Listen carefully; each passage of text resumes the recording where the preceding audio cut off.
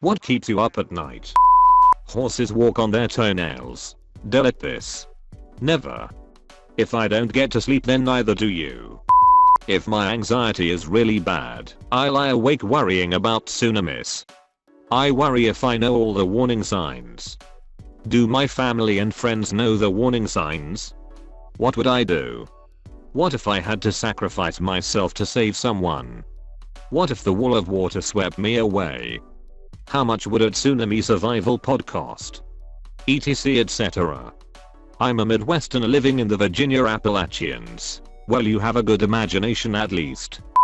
That I consider myself a generally good person, but that there is an army of people in my past who would disagree. I reflect on my mistakes and wonder how the world perceives me.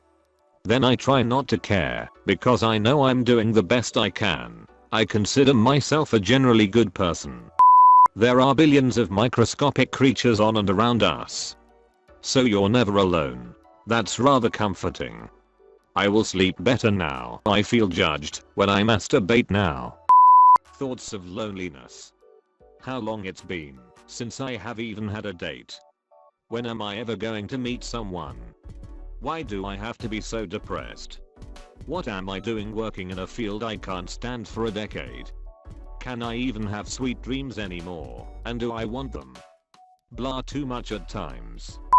Me thinking about the meaning of existence and how literally everything is made of something.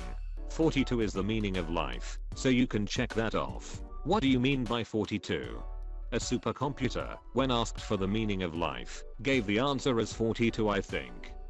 My mind thinking about embarrassing things that I did years ago. Just forget it. That children are dying because people with my disability act weird, and that scares the real retards. Can I get a little context? Autism. My dog's age. I got her when I was a freshman in college, and now she's going on 12. It's always been me and her, never had roommates or anything like that. We are a team. We travel together and have moved across several states together, and at night, when she's laying next to me, I just think about how I don't really know an adult life without my best friend. I don't know if you've ever lost a dog before, and I'm not trying to scare you of what happens, but losing a dog hurts really freaking bad. I lost my first dog on January 20th, 2017 after a battle with cancer. Going into it, I thought it wouldn't hurt too bad. Boy, was I wrong. Losing my dog felt like I lost a brother. I grew up with him after all. I adopted my current dog Lassie 8 days after I put my first dog to sleep. The house didn't feel like a home without a dog. Since then, Lassie and I have become inseparable. We do almost everything together. She's only 4, but it feels like time is going by so fast. I know I'll be a gigantic mess when she goes. The truth about dogs is that they never die. Instead, they stay by their owner's side, even after they're long gone. Your dog will be with you on a crisp autumn morning, on a warm summer day, and a cold winter night. Your dog will be there to celebrate with you all the happy times in your life with a tail wag. Your dog will be there with you to pick you up during the tough times with a gentle nudge. The love between a dog and their person transcends death. That love and bond will always be there even when your dog's no longer physically present. Your dog has left paw prints on your heart, and no matter where you go and what you experience, your dog's prints will always be there. Your dog will live in your heart and be by your side until it's your last day on this earth. Then you and your dog will physically reconnect and cross the rainbow bridge together. Working night shift.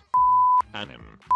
My kids mostly. This guy's kids mostly. This guy thinking about that guy's kids mostly. The thought that humans actually came from an alternate planet on a spaceship, where Adam and Eve were the only 2 survivors. We had messed up the last planet so badly that they took all traces of humanity with them on one capsule. That capsule happened to be the same thing that killed off the dinosaurs. The crash was so bad that it destroyed all the information and data from the other planet. This crash also dug the ship into the ground, where nature has destroyed it with natural processes. Adam and Eve therefore couldn't remember anything after the crash, and were completely stranded on this new planet. They would eventually have to burn their clothes to stay warm during the winter season, since they didn't know how things worked on this new planet. Several millions of years later, here we are on Reddit reading this story. Is cereal soup? Only if you warm the milk. All of the movies, games, media in general, that I watched in my developing years and don't remember. So many things shaped me. I was constantly watching movies and TV, and playing games as a kid, because of negligence in the house, so most of my development and life lessons were learned from those shows and games, yet now I remember barely a thing of them. Life happens so fast. The non-stop YouTube videos I play, in order to block out all the anxious/depressive thoughts I've suppressed during the day. Without them, immediately I'm bombarded with self-loathing and anxiety. What am I doing with my life? Why is my brain so broken that I waste my life aimlessly scrolling instead of any of the things I think/thought I loved? I'm in grad school now, and the workload is piling up, but I'm so petrified that I procrastinate, and then at night, realize all the time/money/potential/etc I'm wasting by being an undermedicated sack of crap. But mostly the YouTube videos. Tonight, specifically, that the girl I'm seeing doesn't actually like me and is counting down the minutes until she can get away from me. We were really close throughout high school and then became best friends over the past 2 years and are now seeing each other romantically, and she came across the country to visit me where I'm living for grad school. There's absolutely no reason for me to think that she's lying about the way she feels for me, but my subconscious is riddled with paranoia that, if I don't overcompensate, she's going to disappear from my life forever. Therefore, I'm lying here trying to calm down about it and not ruin things by being an anxious mess while she's asleep next to me. How am I going to make ends meet and save for my kids' future? Now that my husband and I split up, am I going to be alone forever? Do I even really want to get into another committed relationship? I really like this guy, but it's too soon to jump into anything just yet. Besides, my status makes him nervous, and he doesn't want to get more involved. I'm 32. Am I ever going to have more kids?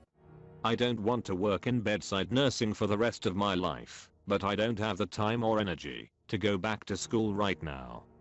I need to be more engaged with my kids. Are they eating enough vegetables? Does Sebastian have a speech impediment? He's really difficult to understand. I want to travel, but I don't see how I can make that happen with my budget and my responsibilities. I feel like my life is slipping away, and I'm not doing anything meaningful or memorable with it. I want to learn more about outer space, and philosophy, and psychology, and epidemiology, and I want to get better at playing the ukulele and singing, and I want to hike part of the Appalachian Trail, and start rock climbing again. But I'm never going to have the time for all of that. My brain at 3 AM. Oh, you woke up briefly, and are gonna go right back to sleep? Haha, not so fast. No, I don't have anything in particular for you to think about, but you're gonna be wide awake for the next 3 hours. You're welcome. Thinking about how, if the human brain was simple enough for us to understand, we'd be too simple to understand it. Not my idea, I just heard it somewhere, and I think about the implications at night. Gas. Chicken and dumpling soup is basically cereal. Beef jerky is meat cheese. Or alternatively cheese is milk jerky. I'm not sure which bothers me more. Also the Sonic the Hedgehog trailer. Baby teeth, tiny hands, and we basically saw his ass. They're gonna show his feet at some point, you know they are, and that's it for the internet. We are just going to have to delete everything and start over. Oh, and I saw a pair of Crocs gloves a few days ago. Neither of these things needed to happen. They really didn't. That if Mike Wazowski is Polish, and I'm assuming he is because of his last name, and that he lives in what appears to be the monster version of the United States, was there a large immigration of Polish monsters to the United States in the 1900s like in real life? That would imply that there is a monster version of the Holocaust in WW2 and Mike's parents fled Europe to the United States. Does this mean there was a monster version of Hitler? Ellis Island? War? Military? I just have so many questions. Thanks for watching this video. If you enjoyed it, drop a like and subscribe. Comment down your thoughts and I'll see you next time.